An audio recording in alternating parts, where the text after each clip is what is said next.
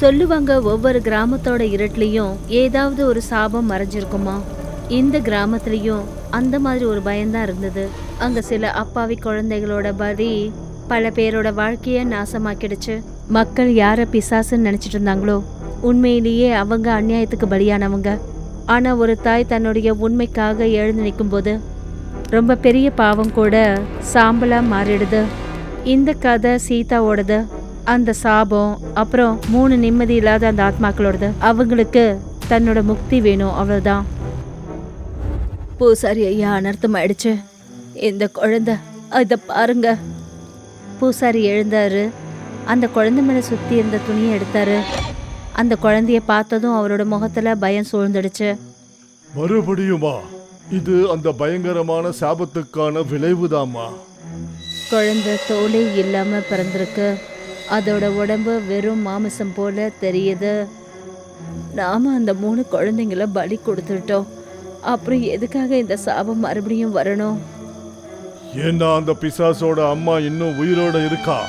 சீதா உயிரோட இருக்கிற வரைக்கும் இந்த கிராமம் என்னைக்குமே தப்பிக்காது.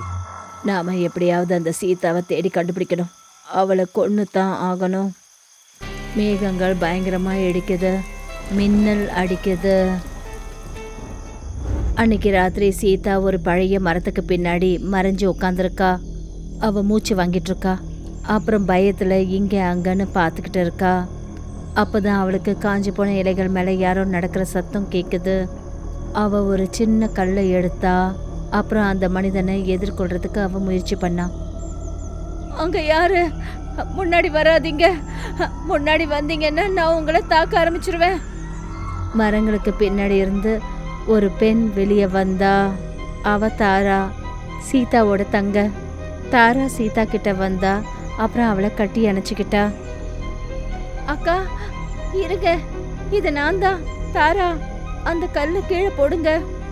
எனக்கு ரொம்ப பயமா இருக்கு தாரா. இந்த கிராமமே என்ன ஒரு டயனான்னு நினைக்குது. முதல்ல நீங்க அழுகிய நிறுத்துங்க அக்கா. இப்பதான் நீங்க ரொம்ப தைரியமா இருக்கணும். என் குழந்தைங்க மேல என்ன தப்பு இருந்தது? அந்த பூசாரி அப்பாவியான அந்த 3 குழந்தைங்களையும் கொண்டுட்டாரு. பூசாரியும் அம்மாவும் உங்களை தேடிட்டு இருக்காங்க. நாம இங்கிருந்து ரொம்ப தூரம் எங்கேயாவது போயிடணும். 3 பேரும் மெல்ல மெல்ல ஆழ்ந்த காட்டுக்குள்ள போனாங்க. கோவில்ல பூசாரி யாக குண்டத்துக்கிட்ட உட்காந்துருக்காரு. அவர் சில விசித்திரமான பொருட்களை வச்சிருக்காரு. அதாவது மனித மண்டவோடு, மிருகங்களோட எலும்புகள், அப்புறம் கருப்பு கயிர்கள். அவர் சில மந்திரங்களை சொன்னாரு. அப்புறம் நெருப்புல சிகப்பு பவுடரை தூவினாரு. தாய் கொஞ்சம் தூரத்துல நிக்கிறாங்க. அவங்க ரொம்ப குழப்பத்துல இருக்காங்க. இந்த விசித்திரமான பூஜை வேலை செய்யுங்களா? கிராமத்து ஜனங்க ரொம்ப பயந்து போயிருக்காங்க. இது ஒன்னும் வெறும் பூஜை இல்லாமா, இது அந்த 3 ஆத்மாக்களையும் தடுத்து நிறுத்தறதுக்கான பூஜை. பூஜாரி அப்படி இப்படின்னு மந்திரங்களை சொல்ல ஆரம்பிச்சாரு.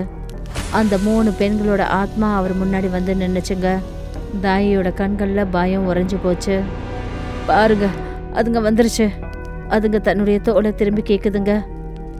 அமைதியா இருங்க, அதுங்களால நம்மள ஒன்னும் பண்ண முடியாது. அதுங்க தோலுங்க என்கிட்ட பாதுகாப்பா இருக்கு.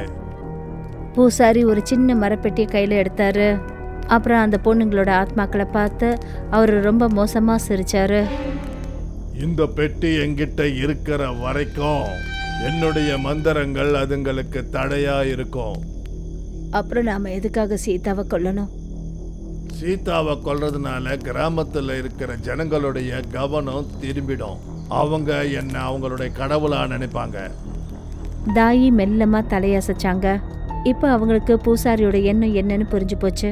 அந்த பொண்ணுங்களோட ஆத்மாக்கள் கண்கள்ல கண்ணீரோட அங்கிருந்து மறைஞ்சிருச்சுங்க.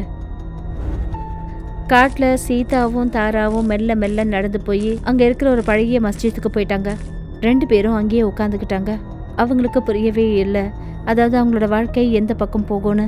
சீதாவுக்கு அங்க அக்கம் பக்கத்துல ஒரு லேசா சிலுசிலுப்போம், ஏதோ ஒரு குழப்பத்தையும் உணர ஆரம்பிச்சா. தாரா, உனக்கும் குளிருதா?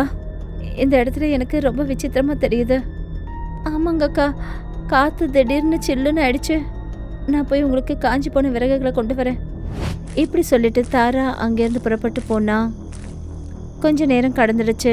சீதா அந்த இடத்துல தனியா உட்காந்துருந்தா.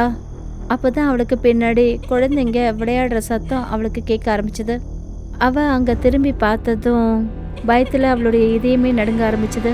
அங்க அதே 3 பேய் ஆத்மாக்கள் சுத்தி உட்காந்துக்கிட்டு விளையாடிட்டு இருந்ததுங்க. நீங்கெல்லாம் யாரு? அந்த 3 பொண்ணுங்களும் எதுவுமே பேசல. இவங்க தான் பலி கொடுத்த அந்த 3 பெண்களோட ஆத்மாக்கள். அதுங்க முதல்ல கிராமத்து பக்கம் நோக்கி கை கடிச்சுங்க. அப்புறம் அதுங்க காட்டுச்சுங்க. நீங்க தான் அந்த 3 துரதிர்ஷ்ட குழந்தைங்களா? நீங்க எதுக்காக என்ன பயமுறுத்துறீங்க? சீதாவுக்கு காத்துல சில சத்தங்கள், அப்புறம் அழற சத்தங்கள் கேட்டுச்சு. ஏதோ சொல்ல விரும்புற மாதிரி. உங்களுக்கு அமைதி வேணுமா? இதுக்கு இடையில தாரா விறகுகளை எடுத்துக்கிட்டு அங்க வந்தா. அவளை பார்த்ததுமே அந்த ஆத்மாக்கள் உடனே மறைஞ்சிடுச்சுங்க. சீதாவோட கண்கள் பயந்து போய் இருந்தது. ஏதோ ஒரு பெரிய விஷயத்த அவ புரிஞ்சுக்கிட்ட மாதிரி. தாரா, அந்த பசங்களோட ஆத்மாக்கள் என்ன துரத்தல, அதுங்களோட தோள்களை தேடிட்டு இருக்கு. நீங்க என்ன பேசுறீங்க அக்கா? நீங்க உட்கார, நான் உனக்கு புரிய வைக்கிறேன். தாரா அவளுக்கு பக்கத்துல உட்காந்தா. அப்புறம் அவ சொல்றத ரொம்ப கவனமா கேட்டுட்டு இருந்தா. கிராமத்துல பூசாரியும் தாயும் அதே பெட்டியை எடுத்துக்கிட்டு வீட்டுக்குள்ள வந்தாங்க. பூசாரி கட்டில்ல வந்து உட்கார்ந்தாரு. அப்புறம் அந்த பெட்டியை அதுக்கு கீழே வச்சாரு.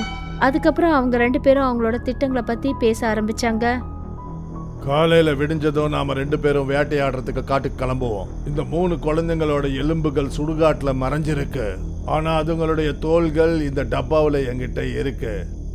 அப்படி அதுங்களோட தோள்களையும் எலும்புகளையும் ஒன்னா சேர்த்து எரிச்சிட்டோம்னா அப்புறம் என்ன ஆகும்? முட்டாள் பொம்பளையே, அப்படி நடந்துச்சுன்னா என்னுடைய தாந்திரிகங்கள் எல்லாமே உடைஞ்சு போயிடும். அப்புறம் அந்த ஆத்மாக்கள் நிரந்தரமா விடுதலாயிடும். அப்பதான் ஜன்னல் கிட்ட யாரோ அசைகிற சத்தம் அவங்களுக்கு கேட்டுச்சு. வெளியில யாரு?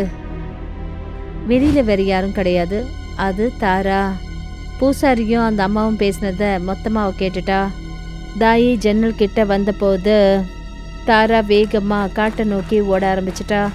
இப்ப அவளுக்கு எல்லா விஷயங்களும் தெரிஞ்சு போச்சு. தாயும் பூசாரியும் வெளியில அந்த இடத்துக்கு வந்தாங்க. அதாவது தாரா உட்கார்ந்திருந்த இடத்துக்கு. அங்க இருந்தது யாருன்னு பாக்குறதுக்காக அவங்க வந்தாங்க. ஆனா அங்க அவங்களுக்கு வேற யாரும் கிடைக்கல. ஏதாவது காட்டு விலங்கா இருக்கும். இப்போ நாம எந்த ஒரு ஆபத்தையும் ஏற்படுத்திக்க கூடாது. நேரம் ரொம்ப குறைவா இருக்கு. இன்னொரு பக்கம் வானம் மெல்ல மெல்ல வெண்மையா மாற ஆரம்பிச்சது. பூசாரி அப்புறம் தாயோட உண்மை தெரிஞ்சதுக்கு அப்புறமா தாரா காட்டுல வேகமா ஓட ஆரம்பிச்சா. அப்பதான் அவளுடைய கால்கள் ஒரு கயிறுல மாட்டிக்கிச்சு. அப்புறம் அவ கீழே விழுந்துட்டா. அடுத்த நொடியே பூசாரியும் தாயும் அவ முன்னாடி வந்துட்டாங்க. தாயி உடனே அவளுடைய தலைமுடியை பிடிச்சுக்கிட்டாங்க. ஏய், எங்க ஓடிட்டு இருக்கிற சின்ன எலியே? என்ன விட்டுடுங்க, நீங்க 2 பேரும் ரொம்ப பெரிய பாவக்காரங்க. சீதா எங்க மறைஞ்சிருக்கா? உண்மைய சொல்லிடு, இல்லன்னா உன்னையும் நான் பலி கொடுத்துருவேன். நான் சந்தோஷமா சாவேன், ஆனா என் அக்கா இருக்கிற இடத்த நான் கண்டிப்பா உங்ககிட்ட சொல்ல மாட்டேன். தாயி தாராவோட கன்னத்துல ஓங்கி அரைஞ்சாங்க. அதுக்கப்புறமா வேகமா தாயி ஒரு கயிறு எடுத்தாங்க. அப்புறம் தாராவோட கைகளை பின்னாடி பக்கமா கட்டி போட்டாங்க. இவ இப்படி நேரா கேட்டா ஒழுங்கா சொல்ல மாட்டா. இவளை சுடுகாட்டுக்கு கொண்டு போவோம். பூசாரி தாராவோட கைகள் கட்டப்பட்ட கயிறை கொஞ்சம் கூட இறக்கமே இல்லாம இழுத்தாரு. அவங்க 2 பேரும் கோவத்தோட கிராமத்தோட சுடுகாட்டுக்கு போனாங்க. இன்னொரு பக்கம் சீதா ரொம்ப கவலையோட தாராவுக்காக காத்துக்கிட்டு இருந்தா. அவ அந்த காட்டோட இருட்டான பாதையை நோக்கி பார்த்துக்கிட்டு இருந்தா. ஆனா தாரா அங்க கண்ணுக்கே தெரியல. தாரா இந்நேரம் திரும்பி வந்திருக்கணுமே. ஐயோ கடவுளே, அவளை எப்படியாவது காப்பாத்துங்க. அவ பின்னாடி திரும்பி பார்த்தபோது அதே அந்த 3 பேய் ஆத்மாக்கள் அவளுக்கு முன்னாடி வந்து நின்னுச்சுங்க. அதுங்க காட்டோட இன்னொரு பக்கம் சுடுகாடு இருக்கிற இடத்த நோக்கி கைய காட்டுச்சுங்க. அதை பார்த்துட்டு பயத்துல சீதா நடுநடுங்கினா. நீங்க எனக்கு சரியான பாதையை தான் காட்டுறீங்களா? என்னுடைய தங்க தாரா இப்ப ஆபத்துல இருக்காளா? அதுங்க 3 ஒரே திசையை நோக்கி பார்த்ததுங்க. அங்க ஒரு பழைய கோடாரி இருந்தது. சீதா அவங்களுடைய விஷயத்த புரிஞ்சுக்கிட்டா. அவ அந்த கோடாரியை கையில எடுத்துக்கிட்டா. இன்னைக்கு நான் இதால எல்லா சாபங்களுக்கும் ஒரு முடிவு கட்டுறேன். சீதா அந்த கோடாரியை எடுத்துக்கிட்டு கிராமத்தோட சுடுகாட்டை நோக்கி ஓட ஆரம்பிச்சா. அந்த 3 பிசாசு பெண்களும் காணாம மறைஞ்சாங்க. சுடுகாட்டுல ஒரு மரத்துல தாரா கட்டப்பட்டு இருந்தா. பூசாரி அந்த பெட்டிய ஒரு கல்லறை மேல வச்சாரு. தாகியோட கையில ஒரு கூர்மையான கத்தி இருக்கு. சீதா கண்டிப்பா இந்த இடத்துக்கு வருவா, தன்னுடைய அருமை தங்கைய காப்பாத்துறதுக்கு. அப்போ அவளுடைய கதையை நாம நிரந்தரமா முடிச்சிடலாம். அப்பதான் திடீர்னு சீதா கோவத்தோட புதருக்கு பின்னாடி இருந்து வெளியே வந்தா. அவ கையில வச்சிருந்த அந்த கோடாரியை எடுத்து தாகியோட கைய வெட்டினா. அந்த தாக்குதல்ல தாகியோட கை வெட்டப்பட்டு தனியாயிடுச்சு. அப்புறம் அவ கையில இருந்த கத்தி கீழே விழுந்துடுச்சு.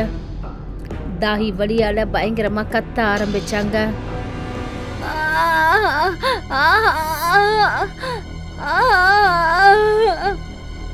என்னுடைய தங்கச்சிய விட்டுடுங்க. பூசாரி அவளை தடுக்கிறதுக்கு முயற்சி பண்ணாரு.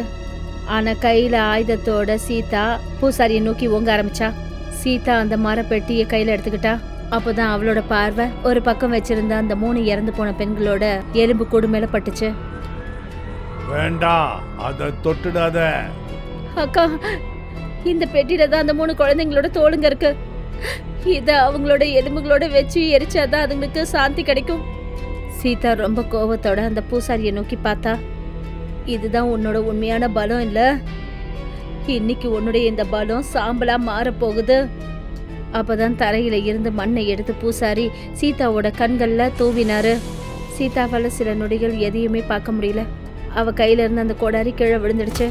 பூசாரி உடனே அந்த கோடாரியை கையில எடுத்தாரு. அவர் சீதாவை தாக்க போற சமயத்துல ஒரு காத்தோட அழுத்தம் அவர் அப்படியே தடுத்து நிறுத்துச்சு. அந்த நொடியே அந்த 3 பெண்களோட ஆத்மா எதிர்க்க வந்துருச்சு. அப்புறம் பூசாரிய பிடிச்சிக்கிச்சுங்க. பூசாரியோட கண்கள் பயத்துல உறைஞ்சு போச்சு. என்ன இது? இப்படி நடக்கவே கூடாது, வாய்ப்பே இல்லையே. சீதாவோட கண்கள் மறுபடியும் சரியாயிடுச்சு. அவ சீக்கிரமா அந்த 3 பெண்களோட எலும்பு கூடுகளை எடுத்தா. அப்புறம் எல்லாத்தையும் யாக குண்டத்துல போட்டா. அவங்களோட எலும்புகளும் தோளுகளும் எரிய ஆரம்பிச்ச போது அந்த 3 பெண் குழந்தைங்களோட ஆத்மாக்களும் ஒவ்வொன்றா காற்றுல மறைய ஆரம்பிச்சது. கொஞ்ச நேரத்துல மறுபடியும் அந்த இடத்துல அமைதி நிலவுச்சு. அப்பதான் அந்த பூசாரியோட தோலும் உருக ஆரம்பிச்சது. அப்புறம் அவருடைய உடம்புல வெறும் மாமிசம்தான் மிஞ்சிச்சு. சீதா சீக்கிரமா கட்டி போட்டிருந்த தாராவை விடுவிச்சா. 2 பேரும் பயந்து போய் இறுக்கி ஒருத்தர் கட்டி அணைச்சிக்கிட்டாங்க. அங்க பூசாரி தான் செஞ்ச பாவத்துக்கான தண்டனைனால செத்து போனாரு. சில மாசங்களுக்கு அப்புறம் ஒரு தாயோட பிரசவம் நடக்க போகுது. அவ வலியால பயங்கரமா கத்த ஆரம்பிச்சா.